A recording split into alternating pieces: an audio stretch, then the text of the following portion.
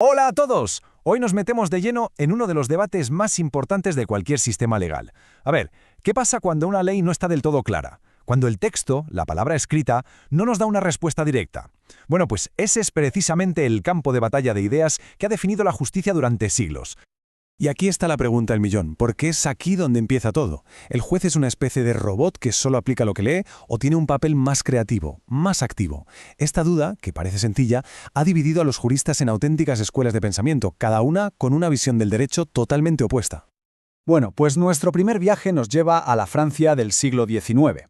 Justo después de que se creara el famoso Código Napoleónico, surgió una escuela con una devoción, casi religiosa por la ley escrita. Se la conoce como la escuela de la exégesis. Y para ellos, la ley no era una simple guía, ¿qué va? Era un universo entero, perfecto y sin fisuras. Esta frase de Bugnet lo resume todo de una forma brutal. Es que el mensaje no podía ser más claro. Fuera del código no hay nada. Ni derecho romano, ni sentencias anteriores, ni costumbre. Nada. Solo existe el texto. El jurista, por lo tanto, no tenía que ser un pensador, sino un exégeta, alguien que simplemente descifra el texto sagrado que dejó el legislador. A ver, lo más importante aquí es entender esto. Para la exégesis, el sistema era infalible. El juez era literalmente la boca que pronuncia las palabras de la ley. Su único trabajo era descubrir qué quería decir el legislador original, con un análisis gramatical casi de diccionario. Si el texto era claro, estaba prohibido interpretarlo. Y si había un vacío, pues para ellos sencillamente no existían vacíos. El código era un sistema perfecto y cerrado. Claro, no todo el mundo estaba de acuerdo con esta visión tan rígida. En Alemania, como respuesta, surgió una especie de rebelión romántica, la escuela histórica. Para ellos, el derecho no era algo que el Estado imponía desde arriba, sino algo que nacía y crecía de forma orgánica, desde las mismas raíces de la sociedad.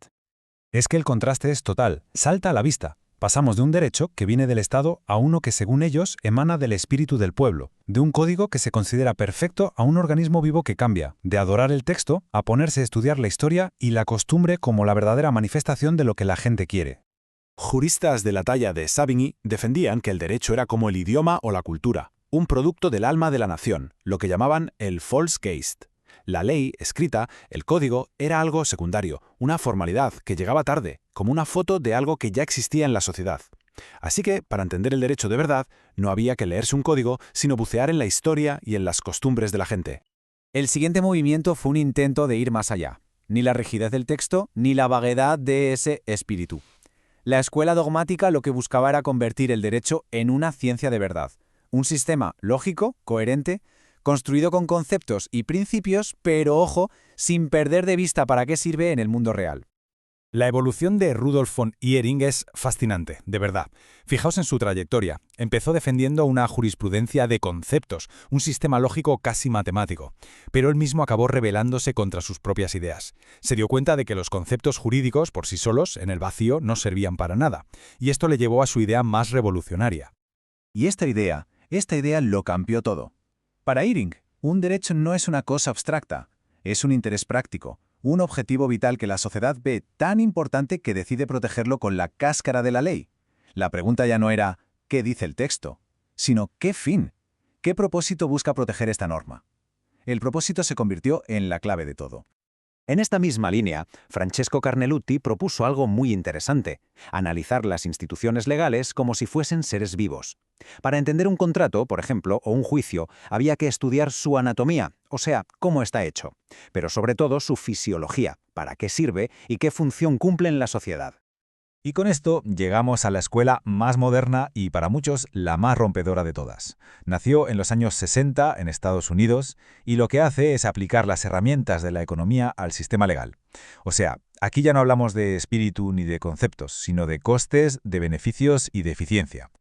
Este es su mantra. El análisis económico del derecho parte de una idea muy simple: los recursos son escasos, por lo tanto, el objetivo de la ley debe ser asignarlos de la forma más eficiente posible para maximizar la riqueza o la utilidad de la sociedad. Las normas jurídicas, desde este punto de vista, no son más que incentivos diseñados para guiar nuestro comportamiento. Pensemos, por ejemplo, en los accidentes de tráfico. Guido Calabresi argumentó que un sistema de responsabilidad civil no busca tanto una justicia en abstracto, sino algo mucho más práctico. reducir el coste total que los accidentes tienen para la sociedad. Como vemos aquí, se trata de equilibrar 3 tipos de costes: el de prevenirlos, el de compensar los daños cuando ya han ocurrido y el de administrar todo el sistema judicial. Pues bien, la ley más eficiente es la que consigue que la suma de esos 3 costes sea la más baja posible. En resumen, esta visión considera que las personas somos actores racionales.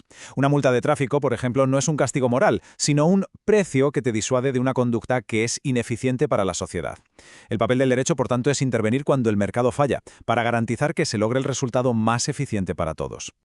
Bueno, después de este viaje por casi 200 años de pensamiento jurídico, podríamos pensar que todo esto es historia antigua, pero nada más lejos de la realidad. Este choque de ideas está más vivo que nunca en los tribunales de todo el mundo, hoy mismo.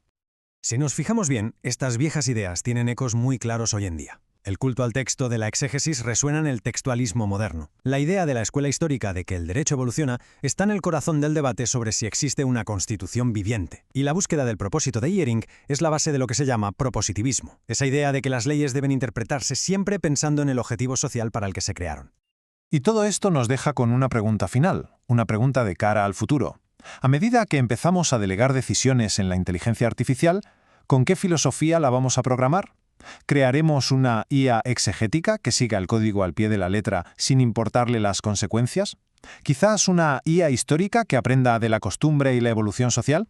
¿O una IA finalista que intente deducir y aplicar el propósito último de cada regla? La respuesta a esta pregunta, desde luego, va a definir la justicia del mañana.